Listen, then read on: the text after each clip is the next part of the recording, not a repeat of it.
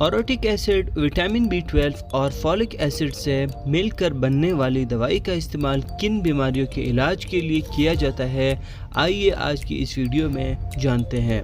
अस्सलामुअलैकुम व्यूअर्स, मैं हूं अब्दुल बासित और आप देख रहे हैं हेल्थ फैक्ट। व्यूअर्स, आज के वीडियो का प्रोडक्ट है एमसन फार्मा का फोरो-B12 सस्पेंशन, जो कंपोज होता है orotic acid 50 mg, vitamin B12 1% in menthol 250 mcg and folic acid 1 mg contain करता है।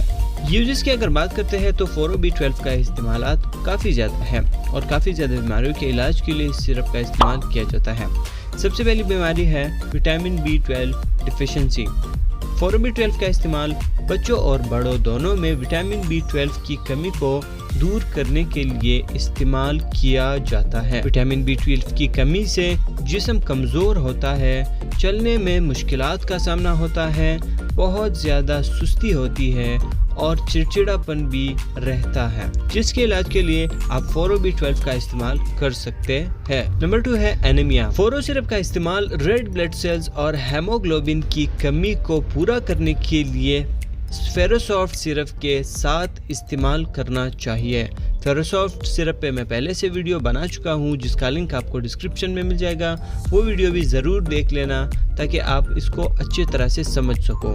तो एनीमिया के इलाज के लिए फेरोसॉफ्ट और फोरो-B12 को एक साथ इस्तेमाल करना होता है। तीसरी बीमारी का नाम है कॉन्वालेसिस। कॉन्वालेसिस बॉडी की ऐसी हालत है जिसमें जिस्म किसी बड़ी सर्जरी या इंजरी से कवर हो जाता है या समटाइम्स ज़्यादा एंटीबायोटिक्स यूज़ करने की वजह से बॉडी बहुत ज़्यादा वीकनेस का शिकार हो जाती है, जिसके लिए आप फोरो-B12 का इस्तेमाल करके इस बीमारी से ख़ुद को रिकवर कर सकते हैं और अपने जिस्म की सुस्ती, काहिली और कमज़ोरी को दूर कर सकते हैं। Hyperemesis in pregnancy. During pregnancy ज़्यादातर ख़वातीन को थकावट महसूस होती है, जिस्म में दर्द होता है, वोमिटिंग होती है और बहुत कमज़ोर होने लग जाती है, जिसकी वजह से वेट भी घटने लग जाता है। तो इस बीमारी को दूर करने के लिए भी फोरो-B12 का इस्तेमाल 1 मंथ तक रेगुलर करवाना चाहिए। सबसे आखिर में अगर हम डोजेज की बात करते हैं तो फोरो-B12 सिरप का इस्तेमाल बच्चों और बड़ों दोनों के लिए किया जा सकता है।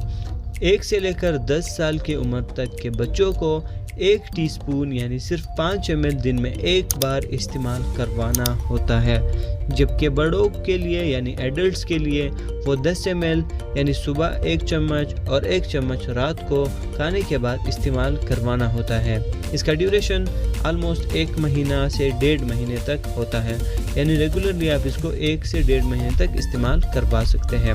तो व्यूअर्स, उम्मीद करता हूँ कि मेरी आज की वीडियो आपको अच्छी लगी हो।